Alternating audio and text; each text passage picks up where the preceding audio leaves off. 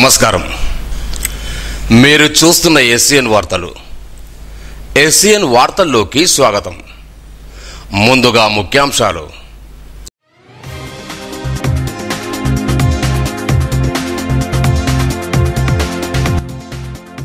విద్యార్థులు కష్టపడి చదివి ఉన్నత స్థానంలో నిలవాలి. జిల్లా ఎస్పీ జానకి శర్మిల.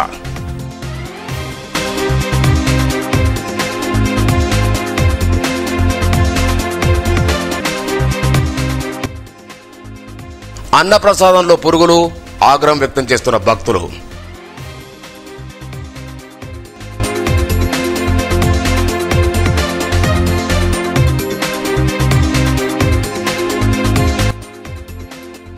ఈవీఎం గోదాము తనిఖీ చేసిన జిల్లా కలెక్టర్, నిర్వహణను పకడ్బందీగా చేపట్టాలని సూచన.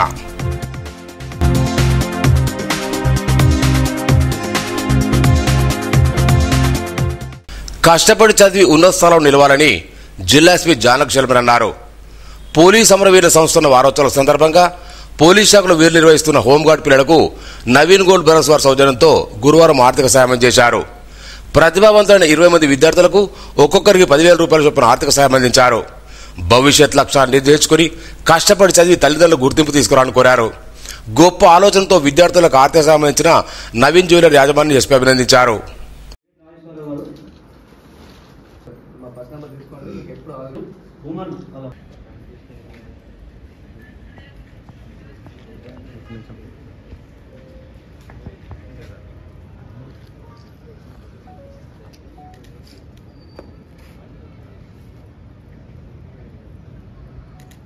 సంబంధించిన ఆయన గోల్డ్ షాప్ పెద్దది ఉంది ఇక్కడ, వారితోటి కొంచెం మీరు మాట్లాడితే డిస్కౌంట్ ఇస్తారు అంటే ఆయన ఎవరో కూడా నాకు తెలియదు, మాట్లాడడం జరిగింది. కానీ ఆయనకి నేను తెలుసు, మీరంటే అభిమానం, మీరు మాట్లాడండి అని చెప్పారు. సో ఆ విధంగా మా పరిచయం అయింది.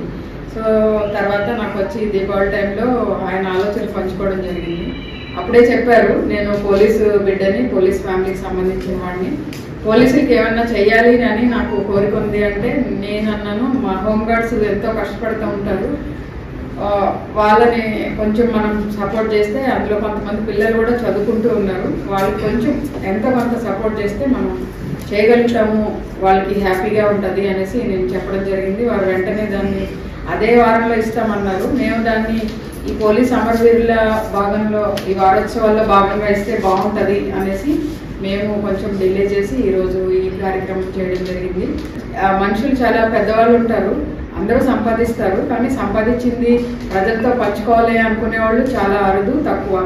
అలాంటి నవీన్ గోల్డ్ గారిని ఇలాంటి మంచి కార్యక్రమం చేస్తున్నందుకు నేను ప్రత్యేకంగా అభినందిస్తున్నాను. ఇంకా 200 మందికి సాయం చేసే స్టేజ్కి మీరు వెళ్ళాలని చాలా ప్రత్యేకంగా కోరుకుంటున్నాను.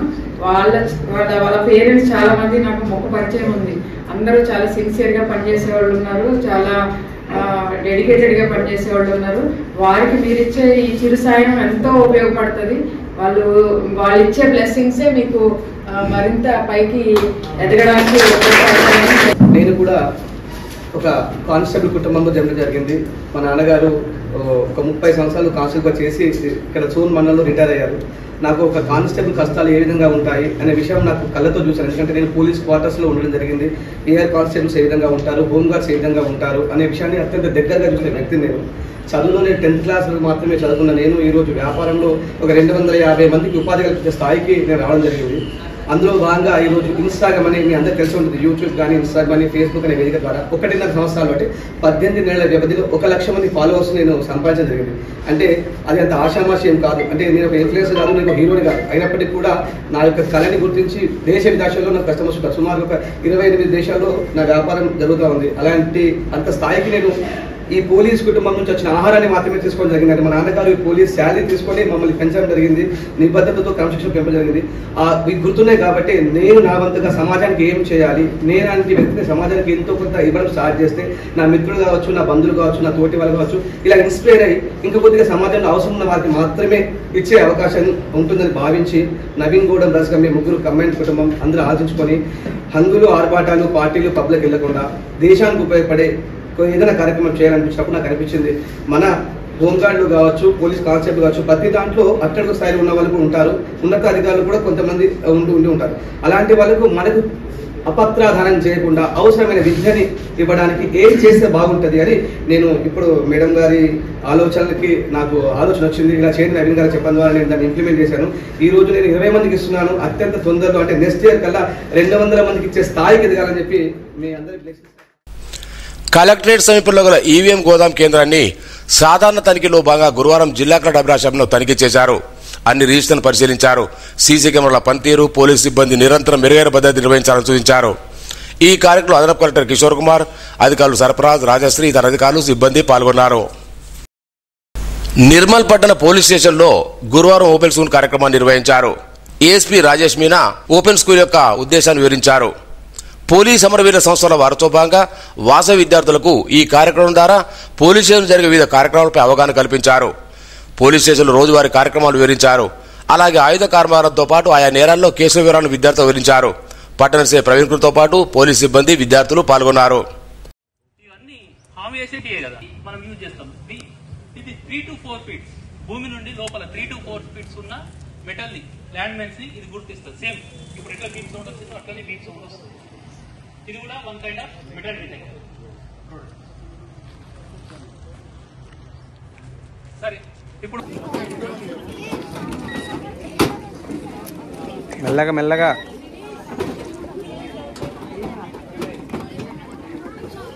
నన్నేసారు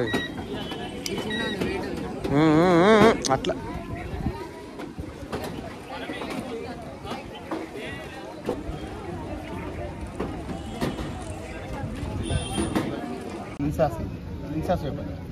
ఇండియన్ స్మాల్ అంత ఓకేనా? పట్టుకోరిగా మళ్ళీ ఓకేనా?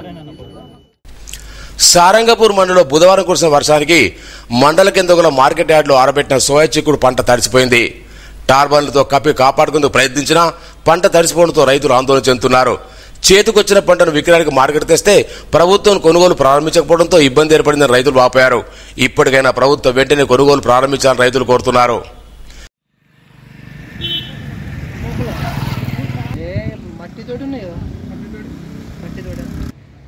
సోయాలు సూపర్ కాదు బాబు. లక్ష్మి జరిగి అది ఎత్తుటోళ్ళు వస్తారు.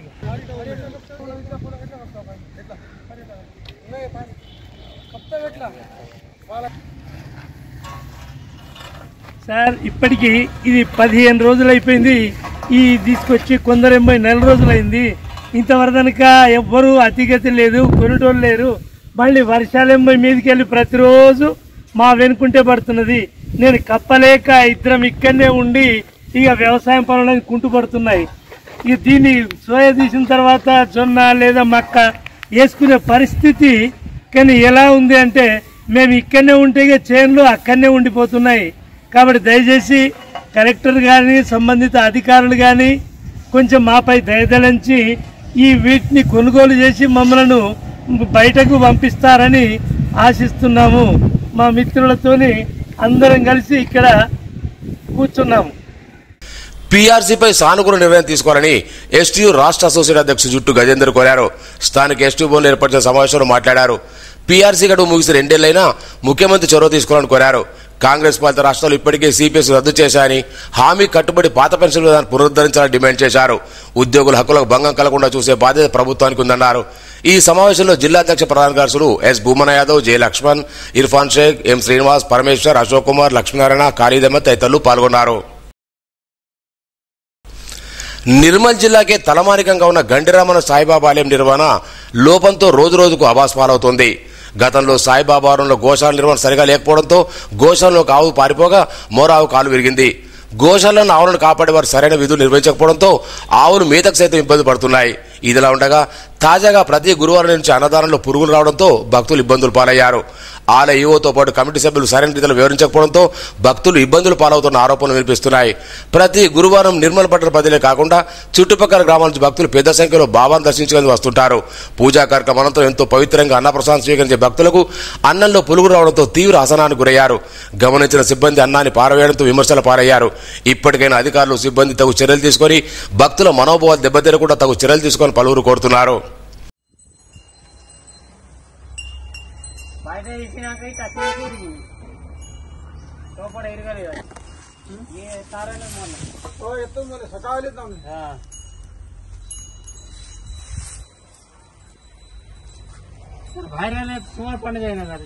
చాలా మంది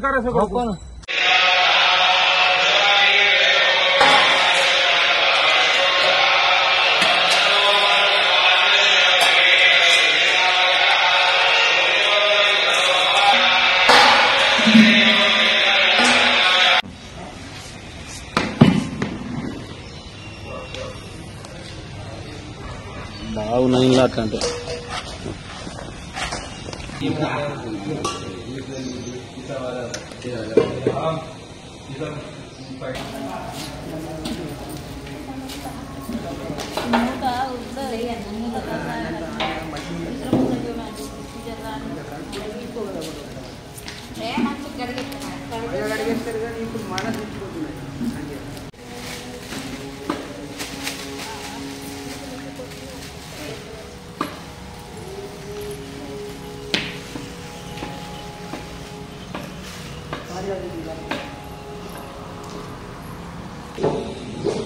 మొత్తం తీసే జారి పట్టి మొత్తం పాటలు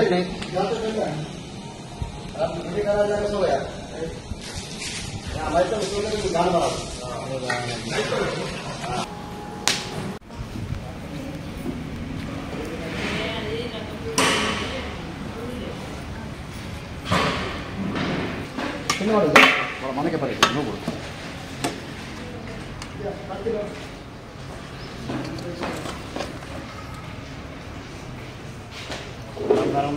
గరం గరం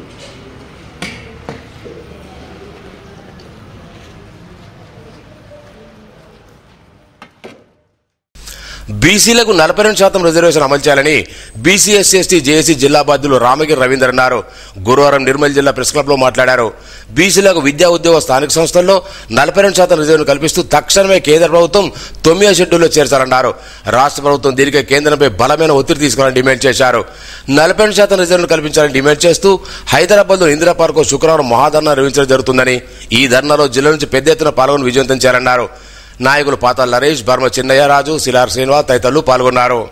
ఈరోజు తెలంగాణ రాష్ట్రంలో జరుగుతున్న బీసీల అత్యధిక జనాభా ఉన్న బీసీల ప్రధాన సమస్యను మన తెలంగాణ రాష్ట్రంలో ఇవాళ 42% రిజర్వేషన్ల అంశంపై కొట్లాడుతున్న సంఘటన మనందరికీ తెలిసిందే.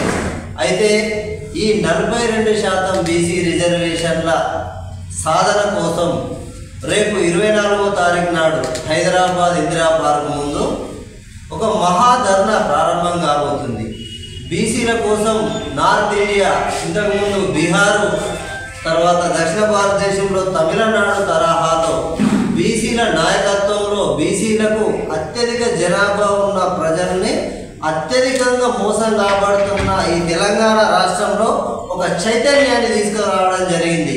డాక్టర్ విశారదన్ మహారాజ్ గారు 10,000 కిలోమీటర్ల బీసీ ఎస్సీ ఎస్టీ ప్రజలందరినీ పట్టుకొని 10,000 కిలోమీటర్లు తెలంగాణ రాష్ట్ర వ్యాప్తంగా ప్రయాణం చేస్తూ ఇప్పుడు ఇంతకుముందు ప్రధాన న్యాయమూర్తిగా ఉన్న జస్టిస్ ఈశ్వరయ్య గౌడు, రిటైర్డ్ ఐఏఎస్ చిరంజీవులు సార్, వీళ్ళు ప్రస్తుతం ఈ ముగ్గురి కాంబినేషన్లో బీసీలకు 50% కంటే ఎక్కువ రిజర్వేషన్లు రావాలి, దాన్ని 9th షెడ్యూల్లో పెట్టాలని చెప్పి గతం నుంచి ఒక పోరాటం జరుగుతున్న సంఘటన. అయితే దాన్ని రేపు 24వ తారీఖు నాడు ఒక ప్రారంభంగా ఇందిరా పార్క్ వద్ద ధర్నా నుంచి ఒక మహోద్యమాన్ని ప్రారంభించడానికి తయారవుతున్నాం. నిర్మల్ ఆర్టీసీ డిపో నుంచి మియాపూర్కు సూపర్ లగ్జరీ బస్సు నడుపుతున్నట్టు డిపో మేనేజర్ కె పండత్ తెలిపారు. ఈ బస్సు ప్రతిరోజు ఉదయం 11:15 నిర్మల్ నుంచి బయలుదేరి మియాపూర్కు సాయంత్రం 4:30 చేరుకుంటుందన్నారు. అదే రోజు సాయంత్రం 7:30 బయలుదేరి రాత్రి 1 గంటకు నిర్మల్ చేరుకుంటుందని, ఈ అవకాశాన్ని ప్రయాణికులు సద్వినియోగం చేసుకోవాలని కోరారు. నిర్మల్ మండలోని కొండాపూర్లోని శివాలయంలో కార్తీక మాసాన్ని పురస్కరించుకుని ఆకాశ దీపాన్ని వెలిగించారు. కార్తీక మాసం 7 ఘనంగా నిర్వహిస్తున్న నిర్వాహకులు తెలిపారు. ప్రతి సోమవారం ఆలయంలో అన్నప్రసాదం అందించడం జరుగుతుందని గురుస్వామి మహేందర్ తెలిపారు. కాగా ఆలయంలో స్వామివారి విగ్రహ ప్రతిష్టాపనంతరం మొదటిసారిగా సంజయ్ శర్మ ఆధ్వర్యంలో ఆకాశ దీపాన్ని వెలిగించడం వివరించారు. ప్రతిరోజు ఆలయంలో ప్రత్యేక పూజా కార్యక్రమాలు చేపడుతున్నట్టు తెలిపారు. భక్తులు పెద్ద సంఖ్యలో హాజరై స్వామివారి కృపకు పాత్రలు కావాలని కోరారు. ఈ కార్యంలో ఆలయ కమిటీ సభ్యులతో పాటు భక్తులు పాల్గొన్నారు. रूपत्वं कर्मसाक्षी हविर्भवो यावत् पूजा समाप्त्यर्थं तावत्त्वं सुस्थिरो भव दीपराजाय विद्महे स्वप्रकाशाय धीमहि तन्नो ज्योति प्रचोदयात्। पतिपतये हर हर महादेव हर शंभो शंकर।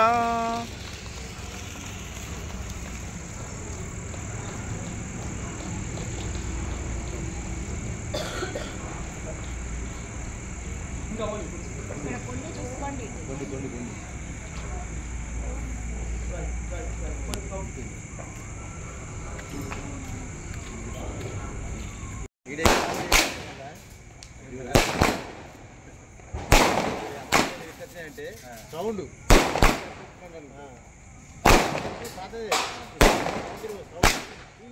పోతున్నాయి.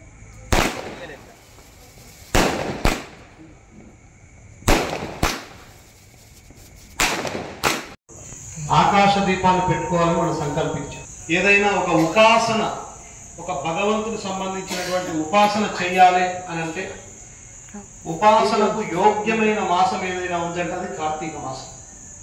అందుకే ఈ కాలంలోనే దీక్ష లాంటివి ఇవన్నీ చేయడం. ఎందుకంటే ఇక్కడ రాత్రి సమయం ఎక్కువగా ఉంటుంది. మళ్ళీ శరత్ ఋతువులో శరత్ నవరాత్రి ఉత్సవాలు అయిన తర్వాత ఉండేటువంటి ఈ యొక్క కాలం అంతా కూడా దక్షిణాయన కాలం అంటారు. ఈ కాలంలో చేసేటువంటి దైవోపాసన మంత్రాన్ని సిద్ధింపజేసేటువంటి కాలం ఇదంతా. కార్తీక మాసం యొక్క వైశిష్ట్యం చాలా గొప్పది.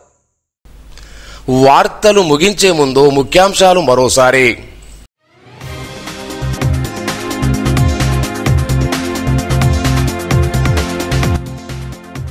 విద్యార్థులు కష్టపడి చదివి ఉన్నత స్థానంలో నిలవాలి. జిల్లా ఎస్పీ జానక్ శర్మిల.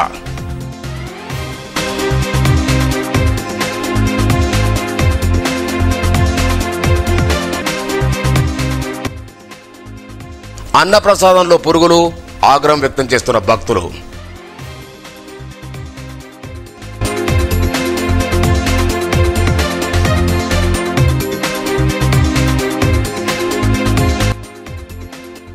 ఈవీఎం గోదామును తనిఖీ చేసిన జిల్లా కలెక్టర్.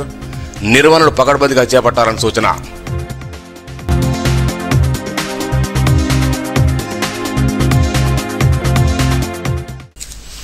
ఈ వార్తలు ఇంతటితో సమాప్తం.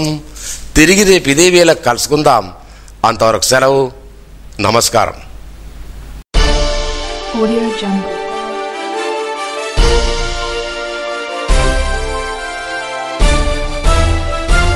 Audio Jungle.